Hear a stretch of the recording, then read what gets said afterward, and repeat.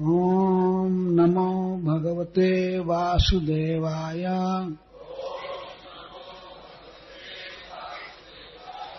ओम नमो भगवते वासुदेवाय। ओम नमो भगवते वासुदेवाय। इस बोर्ड पर 2 श्लोक लिखे गए हैं, लेकिन एक एक श्लोक एक व्यक्ति को बोलना है। श्री शुक उवाच एकदा गृहदासीषु जशोदानंद गेहिनी कर्मांतर्नियुक्तासु निर्ममंथा स्वयं दधी जानी जानी है गीतानि तद्बाल चरितानि च दधि निर्मंथने काले स्मरन्ति तान्य गायत।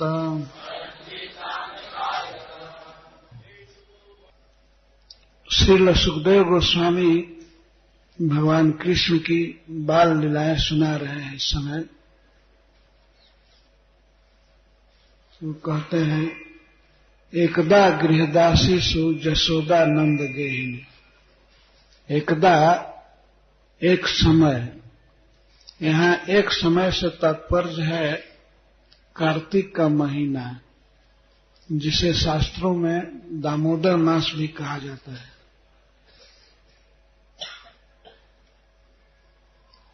एक समय दीपावली के दिन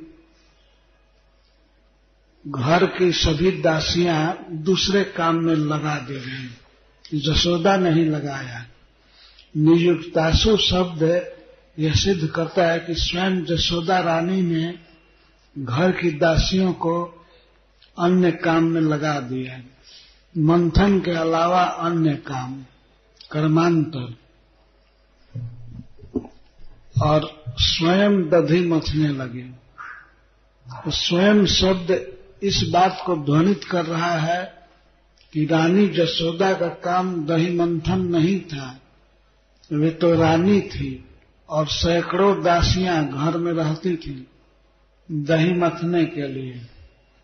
लेकिन एक समय माता जशोदा स्वयं दही मथने लगी।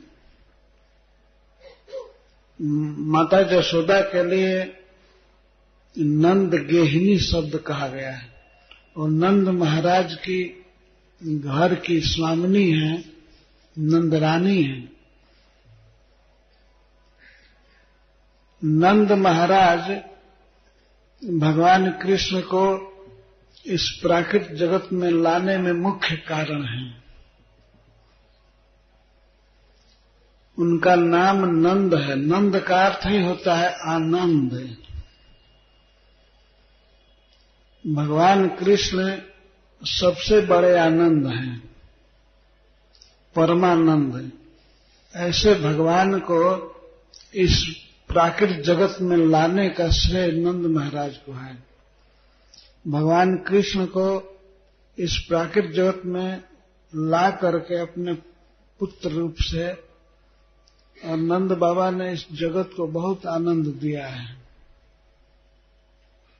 सबसे बड़ा आनंद है, इसीलिए इनका नाम नंद है। तो ऐसे आनंद मूर्ति श्री नंद बाबा के घर की ये स्वामिनी थी जशोदा। और जशोदा क्यों कहते हैं इसको, इस गोपी को? क्योंकि इसी गोपी ने परम स्वतंत्र सदैश्वर्यपूर्ण श्री भगवान को बंधन में डाला और एक यश दिया। जशः दा, जो जश दे उसको जशोदा कहते हैं। भगवान कृष्ण को एक बहुत बड़ा यश मिला। तो यश क्या है कि भगवान सबसे बड़े हैं, लेकिन फिर भी अपने भक्तों के अधीन रहते हैं, अपने प्रेमी भक्तों के अधीन सदा रहते हैं। यह जस मां जसोदा ने दिया, इसीलिए इनका नाम जसोदा है। जसह दा, जो जस देती है किसको? स्वयं भगवान को। स्वयं भगवान को ये जस मिला, बहुत बड़ा जस है भगवान का कि भगवान अपने भक्तों के बस में है। यह जस जसोदा ने दिया, इसीलिए सुखदेव गोस्वामी यहां जसोदा शब्द कह रहे हैं। तो गृहदासियों को अन्य काम में लगा दिया। जो दही मंथन आदि करती थी उनको जशोदा ने स्वयं ही दूसरे काम में लगा दिया। दूसरा काम क्या था? ये इंद्रजाग का अवसर था। हर एक साल दीपावली के बाद दूसरे दिन इंद्रजाग होता था। बाद में तो भगवान कृष्ण ने उसे मना कर दिया कि इंद्र की पूजा नहीं होनी चाहिए, गिरिराज जी की पूजा कराया उन्होंने, जिसे अन्नकूट महोत्सव कहते हैं, दीपावली के बाद का दिन। तो स्वाभाविक ही जशोदा रानी ने दासियों को इंद्र की पूजा की सामान तैयार करने के लिए भेज दिया। दूसरे काम में चावल कुटना था, गेहूं आटा तैयार करना था और कई तरह की वस्तुएं प्रस्तुत करनी थी। बहुत बड़ी मात्रा में मिठाइयां बनानी थी, पकवान बनाना था, तो उसकी तैयारी करने के लिए उन्होंने भेज दिया। और एक कारण है, सबसे महान कारण श्री सनातन गोस्वामी पाद जी कहते हैं कि मां जशोदा एक बात से बहुत चिंतित रहती थी कि इतने धनी घर का लड़का, जिसके घर में 9 लाख गौएं हैं, और फिर भी हमारा पुत्र कृष्ण दूसरे के घर में खाने के लिए जाता है और वो भी चुरा करके खाता है। माखन, दही, दूध जो भी मिले, इन सब चीजों को चुरा करके खाया करता था। एक दिन की बात नहीं है।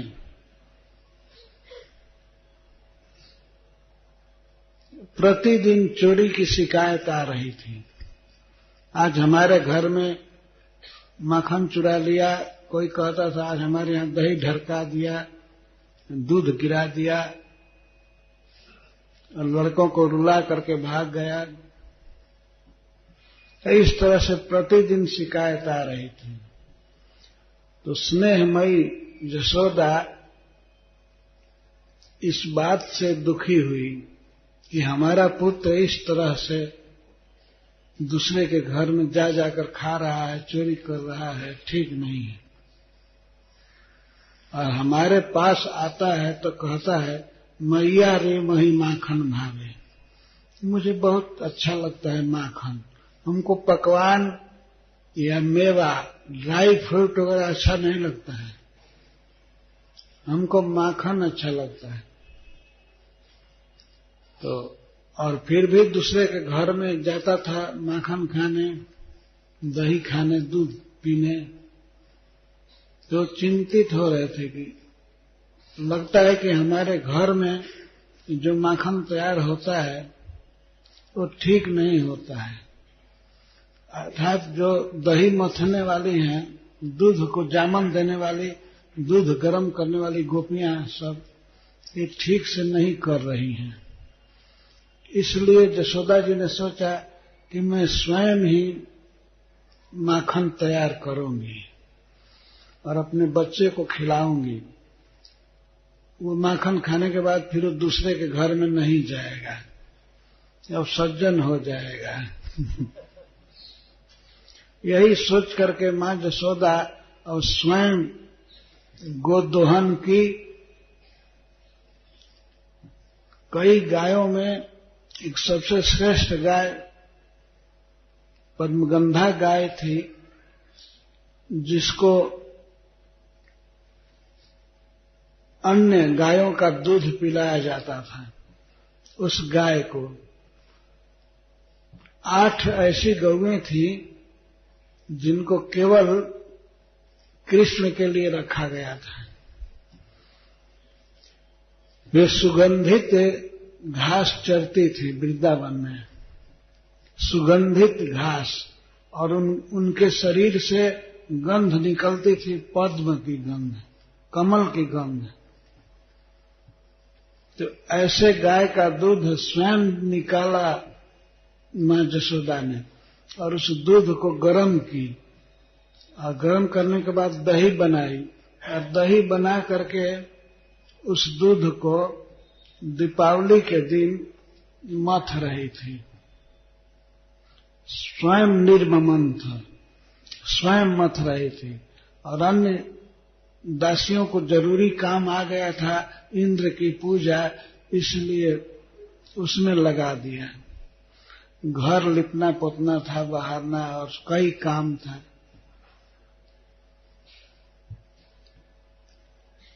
तो सुखदेव जी कहते हैं कि रानी यशोदा दही मथ रही थी और साथ में चकार शब्द यह बता रहा है कि साथ ही साथ, एक साथ दही भी मथ रही थी और गीत गा रही थी। क्या गा रही थी? तद बाल चरितानि च तस्याह बालस चरितानि। अपने बालक के, श्री कृष्ण के जो चरित्र ब्रज में प्रसिद्ध थे, और बहुत से ब्रजवासी कवियों ने तत्काल ही कृष्ण की लीला को पद्य में रच दिया था, गीत बनाए गए थे। यह गोलोक वृंदावन का स्वभाव है। कोई भी व्यक्ति अगर कुछ बोलना चाहता है तो उस बात को वो कविता में बोलता है, गाते हुए से। कथा गानम, कथा माने बातचीत। कोई भी ब्रज में कथा है तो वह गीत के रूप में होती है। तो मां यशोदा स्वयं भी भगवान कृष्ण की लीलाओं का गीत बनाती जाती है और गाती जाती है। यानि जानी है गीतानि तद बाल चरितानि च दधि निर्मंथने काले स्मरंती तान्य गायत। स्मरंती और अगायत, गा रही है, स्मरण कर रही है। इस प्रकार से भक्त किस तरह से भगवान की सेवा में रहता है, यह स्वरूप बताया जा रहा है। मां यशोदा का मन कृष्ण की लीला स्मरण के सुधा धारा में डूबा हुआ है। मन लीलाओं के स्मरण में है और वचन गान में लगा हुआ है और हाथ सेवा में।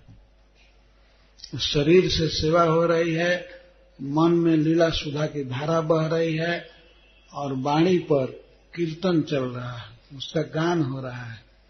इस तरह मन से, वचन से और तन से भगवान में लगना, यही है शुद्ध भक्ति सेवा। तो इस तरह से यशोदा रानी स्मरण कर रही हैं कृष्ण का स्वाभाविक,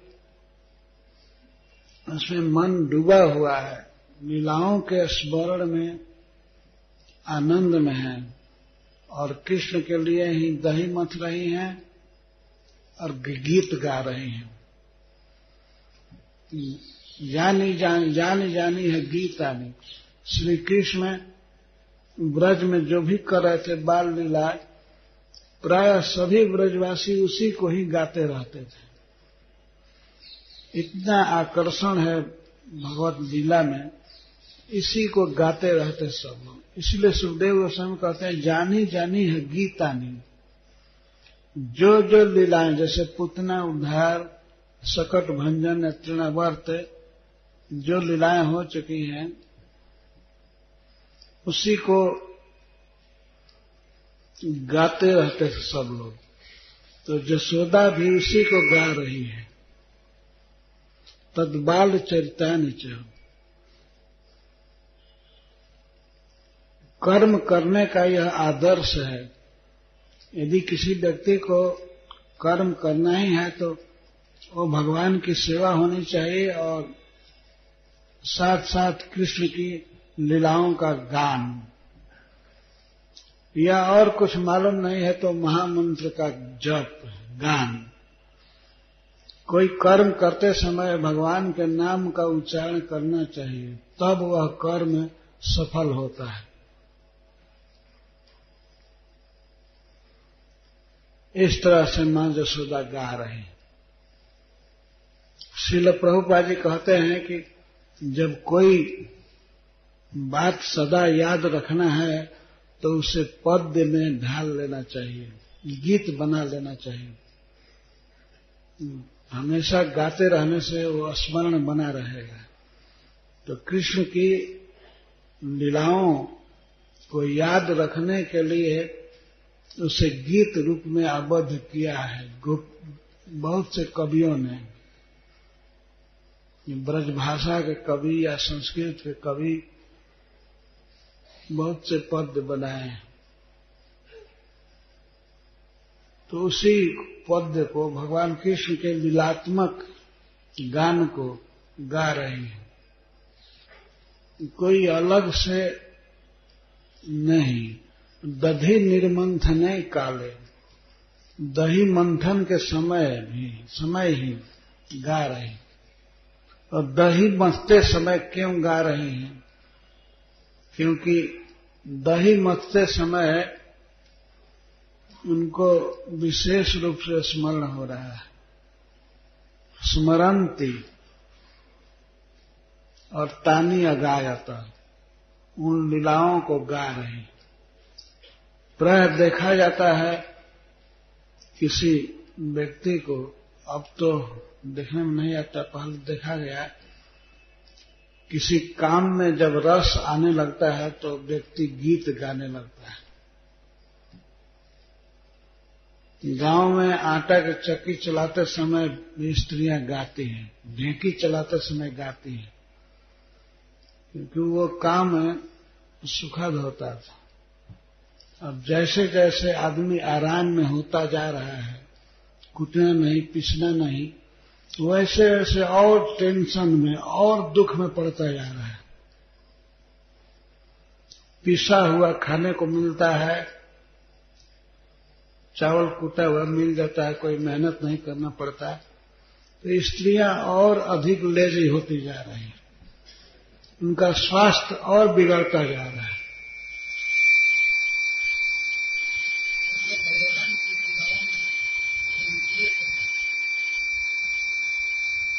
घर का काम अपने हाथ से करना चाहिए और साथ में भगवान का कीर्तन करना चाहिए। यह बहुत आवश्यक है।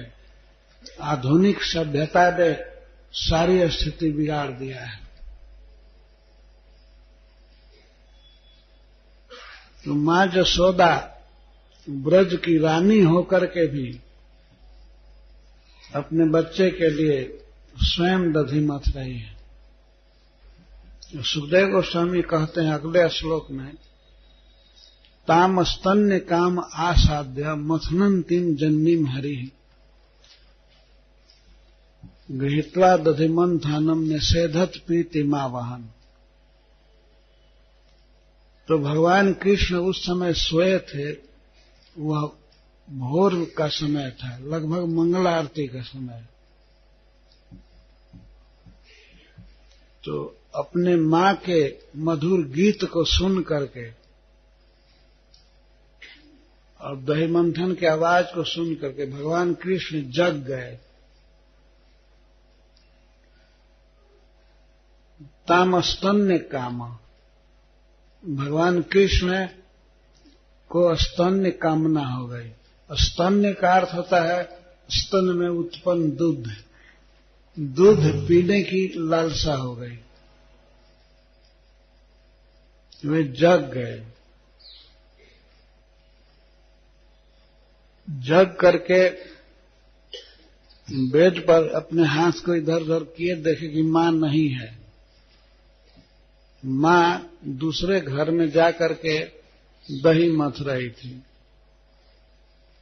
तो मां की आवाज वे पहचानते थे, देखे कि यहां नहीं है, दही मथ रही है, तब उठे बेड से, धीरे धीरे चले।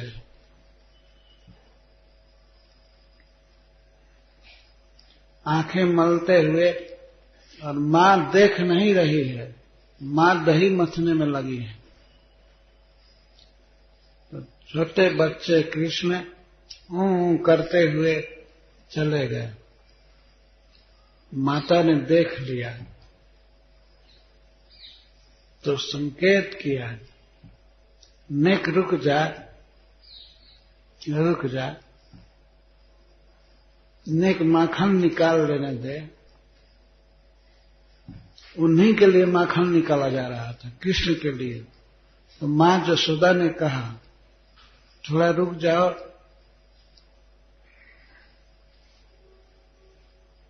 लेकिन कृष्ण रुके नहीं, ये करने लगे, मैं दूध पीऊंगा। और माता मना कर रही थी कि अभी दूध बाद में पी लेना। लेकिन कृष्ण गए, मां यशोदा के कमर को दोनों हाथ से पकड़े। जब अपने हाथ से माता यशोदा की कमर पकड़े तो उसमें प्रेम की बाढ़ आ गई। उसने धीरे धीरे स्पीड रोका, मंथन दंड का। और कृष्ण मंथन दंड पकड़ लिए, दोनों हाथ से पहले खड़े होकर के। तब माता यशोदा का ध्यान पूरा पूरा कृष्ण की तरफ हो गया। वो चल नहीं रहा था, जब ब्रेक लग गया पूरा मंथन दंड में, तो नेति घुमा रही थी यशोदा, लेकिन वो चल नहीं रहा था, जाम हो गया। तब यशोदा जी ने ध्यान दिया, देखा कि क्या कर रहा है, तो बहुत प्रसन्न हुई कि हमारे बच्चे का बल बढ़ रहा है। इसके हाथ में इतना बल आ गया, ये मथानी को जाम कर दिया, तो बहुत प्रसन्न हुई। अब देखने लगी कि अब क्या कर रहा है। तो फिर जब रोक दिया, माता ने मथना रोक दिया, अब चुपचाप खड़ी हो गई। तब श्री कृष्ण दोनों हाथ से उसका कमर पकड़े और उसके घुटने पर एक पैर रखे, यशोदा के घुटने पर पैर रख करके, और गोद में चढ़ गए। गोद में चढ़ करके स्वयं ही मां के कंचुकी को हटा करके और स्तन पीने लगे।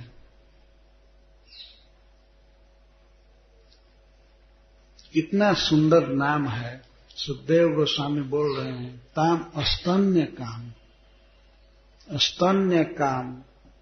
भगवान वास्तव में अकाम हैं और सदा के लिए उनकी सारी कामनाएं पूर्ण हैं, पूर्ण काम है।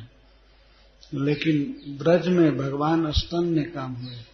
मां यशोदा के स्तनों का दूध पीने के लिए उनको कामना हो गई।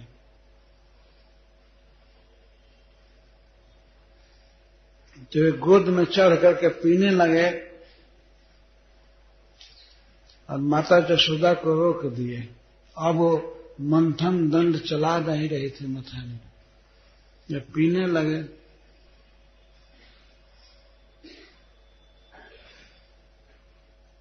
और मां यशोदा के स्तनों से दूध अपने आप चुचवा रहा था स्नेह के कारण। तो वे दूध पिलाने लगे और कृष्ण का सुंदर मुस्काता हुआ मुख देखने लगी। पिला रहे थे और कृष्ण का मुख देख रहे थे। कृष्ण मुस्कुरा रहे थे। कृष्ण बहुत आनंद में थे अपनी सफलता पर कि मैं आया और देखिए मेरी सफलता कि मैं मां को रोक दिया और गोद में चढ़ गया। ये बहुत बड़ी सफलता है ना बच्चे की। मां को काम से रोक दिया तो दूध पिलाने लगे तो श्री कृष्ण मुस्कुराने लगे। तमंक मारूढ़मुपाय तस्तनम स्नेहस्मृतम सस्मित निक्षति मुखम, और मुख को देखने लगे। सअस्मितम मुखम, स्मित के साथ मुख था, मुस्कुरा रहे थे, वे हंस रहे थे कि बहुत खुश थे। बहुत खुश होकर के मां के स्तनों का दूध पीने लगे।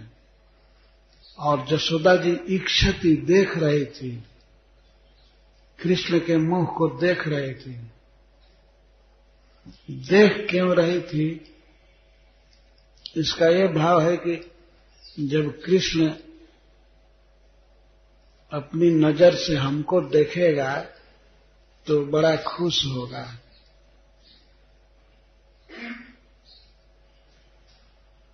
कि मां प्रेम से पिला रही है। ऐसा नहीं था कि भार से या किसी दुख से पिला रही हो। कृष्ण रोक दिए दधि मंथन का काम, लेकिन उसे जशोदा रंज नहीं हुई, वो खुश थी।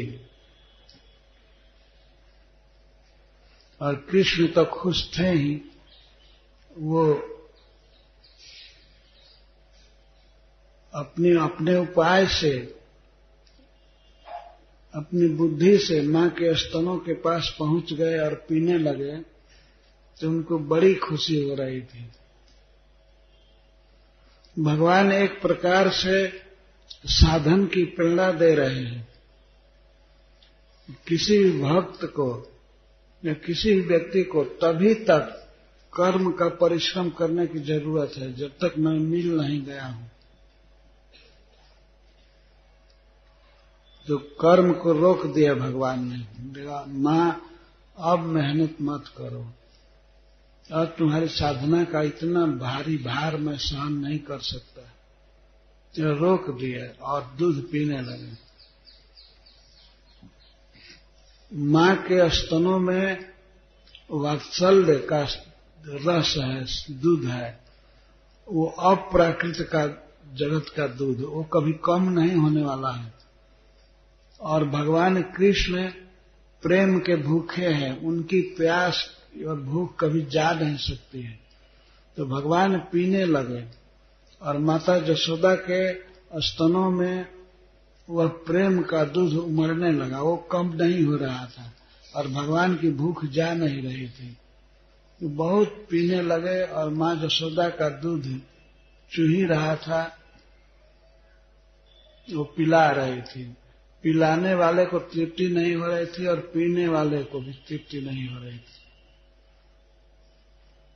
एक प्रेम के भूखे भगवान और दूसरा प्रेम का दूध है, वो खत्म होना जानता नहीं था। तो इस प्रकार दोनों में होड़ लगी थी, मां जशोदा के स्नेह में और कृष्ण के प्रेम में होड़ लगी थी। भगवान कितना भी पी रहे थे तृप्ति नहीं हो रही थी और स्तन का दूध खत्म नहीं हो रहा था। तमंक मारूढ़मुपायत स्तनम स्नेहस्तुतम सस्मित निक्षति मुखम अतृप्त मुत्सिज जवेन साज जऊ उत्सिच माने पैसी प्रधिश्रिते। भगवान पी रहे थे दूध, उनको तृप्ति नहीं हो रही थी, वो जो अतृप्त ही रह गए। तो ऐसे अतृप्त भगवान को हटा करके मां जशोदा जमीन पर रख दी। अतृप्तम उत्सृज्य, अतृप्त भगवान को उत्सृज्य छोड़कर वो उफान युक्त दूध को उतारने के लिए चली गई। सुखदेव जी कहते हैं कि जब माँ दूध पिला रही थी, कृष्ण पी रहे थे, तो पद्मगंधा गाय का दूध जो औंटा जा रहा था उसमें उफान आ गया। क्यों आ गया? इस पर हरीश्वरी जी कहते हैं कि वह गोलोक वृंदावन का अपराकृत जगत का दूध है। वहां प्रत्येक वस्तु चिन्मय होती है, चेतन होती है। तो दूध ने सोचा कि भगवान दूध पीते जा रहे हैं, माता यशोदा का दूध कम नहीं होगा, तो इनका पेट भर जाएगा। पेट भर जाएगा तो मुझको नहीं पिएंगे, मेरा जीवन बेकार होगा। इतना मैं मरमर करके तपस्या कर रहा हूं, आग में तप करके तपस्या कर रहा हूं, तो कृष्ण हमको नहीं पिएंगे, ये मेरा जीवन बेकार होगा। इसलिए मुझे आत्महत्या कर लेनी चाहिए, मैं आग में कूद पड़ूं। इसीलिए उस दूध में उफान आ गया। उसने सोचा कि मैं मां के सामने ही आग में कूद पड़ूं। उफान आया, दूध में उफान आने पर तो आग में कूदता ही है। तब तक माता की दृष्टि पड़ गई उस पर। कृष्ण को दूध पिला रही थी, कृष्ण का मुख देख रही थी, लेकिन इस पर ध्यान था कि दूध भी औंटा जा रहा है वो कृष्ण के लिए ही। तो उसमें उफान आ गया। तो इस पर मां यशोदा ने विचार भी नहीं किया कृष्ण का पेट भरा है कि नहीं। अतृप्तम उत्सृज्य, भगवान को अतृप्त ही छोड़ करके, रह करके, और दूध को शांत करने के लिए, उतारने के लिए चली गई। वास्तव में भगवान भक्तों के पुरुषार्थ नहीं है, भगवान की सेवा पुरुषार्थ है। वे भगवान की सेवा पर ही जोर देते हैं, भगवान को छोड़कर भी भगवान की सेवा करना चाहते हैं। यशोदा माता ने सोचा कि मेरे स्तन का दूध तो मेरे पास है ही, ये तो कभी भी पी लेगा बाद में, लेकिन ये पद्मगंधा गाय का दूध औंटा जा रहा है, ये बेकार हो जाएगा, ये जल जाएगा, तो कृष्ण बाद में भूखा रह जाएगा, उसको दूध नहीं मिलेगा। इसीलिए मां यशोदा ने सोचा कि उस दूध को बचा लूं, अपना दूध तो अपने पास है ही। इसीलिए कृष्ण को, भगवान को त्याग करके, छोड़ करके वो दूध बचाने के लिए चली गई। और यही उखल बंधन का मूल कारण हो गया। और मां यशोदा उधर गई दूध उतारने के लिए, और इधर संजात कोप, और कृष्ण को नीचे रख दिया, दूध पीना उनका बंद हो गया। तो इसी पर भगवान कृष्ण को क्रोध हो गया, सम्यक क्रोध, बहुत क्रोध हुआ। संजात कोप स्फुरितारुणाधरम, यहां तक कि क्रोध के कारण उनके ओठ फड़कने लगे। बाप रे बाप, मेरा इतना अपमान, मैं दूध पी रहा हूं और मुझको फेंक करके चली गई। बहुत क्रोध हुआ। क्रोध में सोचने लगे, छोटा बच्चा सोच रहा है कि अब मैं इस घर को बर्बाद कर दूंगा, मेरा कोई आदर नहीं है। एक टीकाकार तो लिखते हैं कि मैं वैकुंठ छोड़ करके इसका बेटा बना, और मुझको ये फेंक करके जा रही है दूध बचाने, तो अब मैं सब कुछ नष्ट कर दूंगा। तो क्रोध के कारण अधर फड़क रहा था, तो अपने छोटे छोटे दांतों से होठ को दबा लिए, होठ को दबा लिए। इसका भाव यह है कि यह तो स्वाभाविक है, होठ को दांतों से दबा लिए। संदस दद भी स्फुरिता, ओठ स्फुरित हो रहा था, कांप रहा था क्रोध से, इसलिए उन्होंने अपने दांतों से दद भी उसको दबाया। यह भी क्रोध में होता है। और दधिमंथ भाजडम, वह जो मटका था जिसमें दही मंथा जा रहा था, उन्होंने सबसे पहले उसी पर अपना क्रोध उतारा। देखने लगे इसको कैसे फोड़ूं। तो दिशदस बना, एक छोटा सा पत्थर का खंड मिल गया और लोहा मसाला पीसने वाला वहीं छोटा सा था, उसको लिए और मारे। कुछ टीकाकार कहते हैं कि कई टुकड़ा कर दिए, लेकिन कुछ तो कहते नहीं, एक जगह छेद किए। चाहे जो भी हो, फोड़ दिया उन्होंने क्रोध के कारण। और कितना अपमान हुआ। बस दूध पीना उनका बंद कर दिया गया, स्तन से मुख हटा दिया मां यशोदा ने, उनको जमीन पर रख दिया, इससे क्रोध हो गया।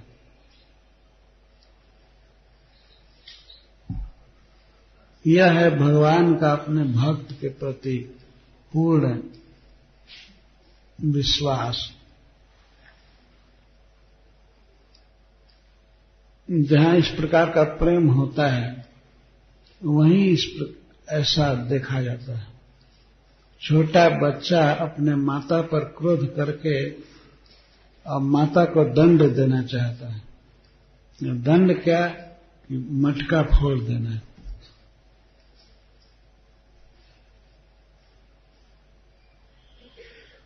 मटका फोड़ दिए और आंखों में मिथ्या आंसू भर लिए। मिथ्या आंसू का मतलब है कि दुख नहीं था, लेकिन फिर भी अब दिखा रहे हैं कि मैं कितना विपद में हूं, मैं भूखे मर रहा हूं इस घर में, और हमारे लिए कोई भोजन नहीं है, हमारे लिए माता के दूध पर भी हक नहीं रहा। अपने को बिल्कुल हीन समझकर रोने लगे। ये है दंभ। दुख नहीं है फिर भी दुख प्रकट करना, दंभ।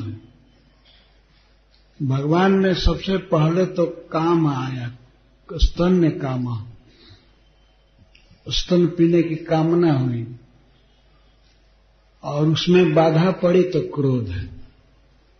कामत संजायते, काम के बाद क्रोध, क्रोध उत्पन्न हुआ। क्रोध का फल हुआ कि उन्होंने मटका फोड़ दिया, और क्रोध के बाद दंभ की बारी आई। आंखों में आंसू भर लिए, मिथ्या आंसू, मृषाश्रु। कोई दुख नहीं है लेकिन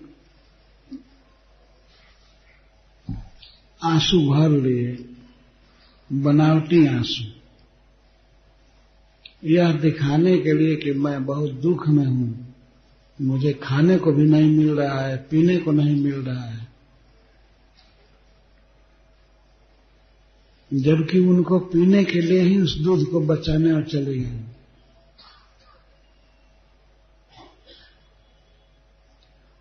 लेकिन अब तो अपराध हो गया तो तुरंत सोचने लगे, मटका फोड़ दिया और दही मट्ठा सब फैल गया, अब यहां से भागना चाहिए, नहीं तो मां यशोदा मरम्मत करेगी। तो वहां से वे भागने की सोचे, वहां से दूसरे घर में चले गए, बाहर आंगन में।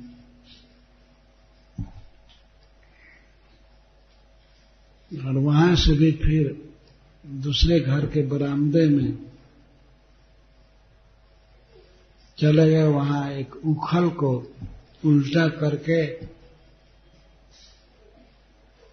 उस पर चढ़ गए, और चढ़ करके छीके पर रखा हुआ एक मटका उतारे, माखन से भरा हुआ, उसको लेकर के बैठ गए उखल पर और कुछ खा रहे थे और कुछ क्रोध में छींट रहे थे, फेंक रहे थे, बानरों को ले दे रहे थे। पूरा मतलब घर का सामान बर्बाद कर रहे हैं, माखन निकाल निकाल कर फेंक रहे हैं बानरों को, और वो भी जुट गए हैं। एक भक्त कहते हैं कि बहुत ऋण हो गया था बानरों का भगवान राम पर, वे फ्री में लड़ाए थे, तो अब उसको पूरा कर रहे हैं, खाओ जितना खाना है। तो बानर सब खाने लगे, और वो क्या जानते हैं कि ये क्रोध में दे रहे हैं।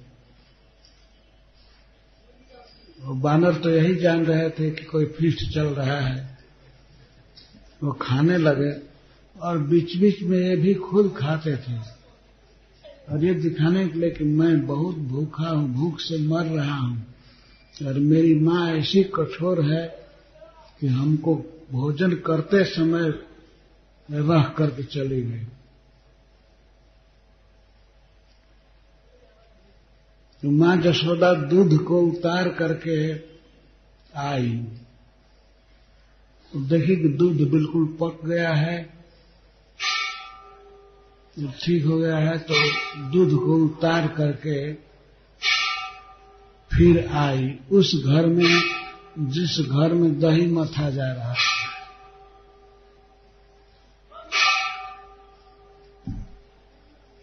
तो वहां देखते हैं कि मटका फूटा हुआ है और दही बिखर गया है।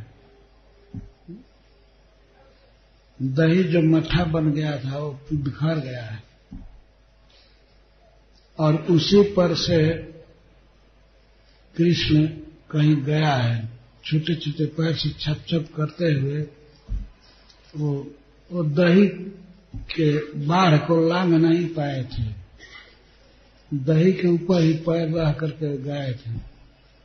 तो यशोदा जी ने देखा मटका फूटा हुआ है, और ये भी उन्होंने देखा कि कृष्ण यहां नहीं है। तो यह समझने में देर नहीं लगी यशोदा को कि ये किसका काम है, ये कृष्ण का काम है। अगर कृष्ण वहीं रहते तो शायद वे मान लेती कि ये नहीं फोड़ा है, लेकिन नहीं थे, इसीलिए समझ गए कि ये कृष्ण का काम है, कृष्ण ने मटका फोड़ा है। अब यह विचार करते हैं, मां यशोदा को हंसी आने लगी, कोई दुख नहीं हुआ, हंसी आने लगी। अब उन्होंने देखा कि अब उसको देखना चाहिए कहाँ है, तो उस चरण चिन्ह से मां यशोदा धीरे धीरे दूसरे घर में आंगन में गई, तो एक छड़ी ले ली हाथ में, बांस की छड़ी, धमकाने के लिए। कभी मारी नहीं थी कृष्ण को और न कभी मारना चाहती थी, लेकिन धमकी देने के लिए, डराने के लिए कि अब तो ये बहुत बिगड़ रहा है, आज मटका फोड़ दिया, कल आग लगाएगा, क्या करेगा, बहुत बदमाश है। इसीलिए कृष्ण को धमकाने के लिए छड़ी ले ली और अपने पायजेब को बांध ली जिससे आवाज न हो, और धीरे धीरे वो कृष्ण को खोजने लगी। तो देखी कि कृष्ण एक उखल के ऊपर खड़े हैं।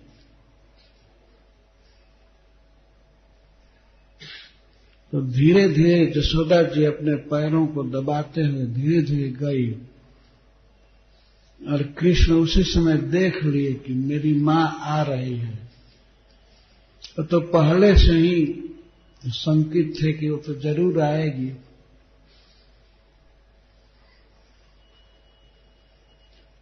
चौर्य विसंकितेक्षणा, उस समय भगवान कृष्ण का नेत्र कैसा है, चौर्य विसंकित, चोरी तो किए ही थे, माखन छीट रहे थे, फेंक रहे थे, और मटका फोड़ दिए थे, यह अपराध किए थे। तो चोर की तरफ देख रहे हैं इधर उधर, जिधर से मां के आने की संभावना थी उधर देख रहे हैं,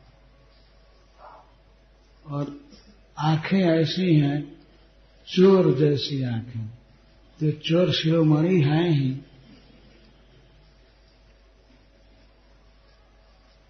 चोर सदा शंकित रहता है ना, उस तरह से शंकित नेत्र वे मां यशोदा को देख लिए, और ये देखे कि हाथ में छड़ी लेकर आ रही है, तब तो वे उखल से कूद पड़े और भागे। मां यशोदा कृष्ण को पकड़ने के लिए पीछे पीछे दौड़ी। तो कृष्ण तो बहुत फुर्तीले हैं, मां यशोदा का शरीर स्थूल था, भारी था, वे उतना तेज नहीं दौड़ सकते थे। कृष्ण तेजी से दौड़कर भागने लगे, इस घर से उस घर में, अपने ही घर में नंद भवन में भागे, और इसके बाद गली में निकल करके भागे दूसरे के घर में, वहां भी यशोदा गई, फिर गली में भागते गए। तो सुखदेव गोस्वामी कहते हैं कि जिन प्रभु को योगियों का विशुद्ध मन भी नहीं पकड़ सकता है, मन से भी चिंतन नहीं कर पाते हैं,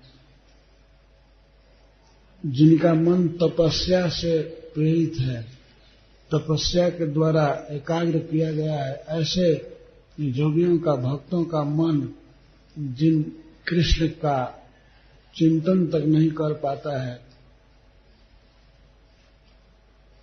ऐसे भगवान कृष्ण के पीछे यशोदा उनको पकड़ने के लिए दौड़ रही है, और दौड़ते दौड़ते अंत में पकड़ ली।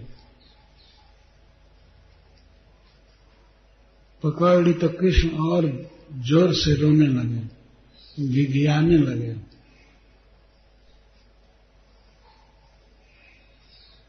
उनको भय था कि मां मुझे पीटेगी, वे रो रहे थे। तो यशोदा जी ने सोचा कि शायद इसको डर है कि मैं पीटूंगी, ये छड़ी देख करके डर रहा है, इसलिए छड़ी को फेंक दी, हाथ से छड़ी रख दी। लेकिन फिर भी कृष्ण का रोना रुका नहीं। यशोदा जी ने कहा कि अब तुमको बांधूंगी। अरे नटखट, मंथनी स्फोटक, बानर बंधु,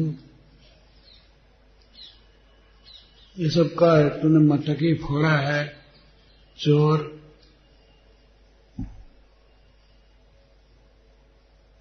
अब मैं तुमको बांधूंगी, और तुमको ऐसे बांधूंगी कि किसी भी मित्र के साथ खेल नहीं पाओगे, कहीं जा नहीं पाओगे, और कुछ खाने को नहीं दूंगी।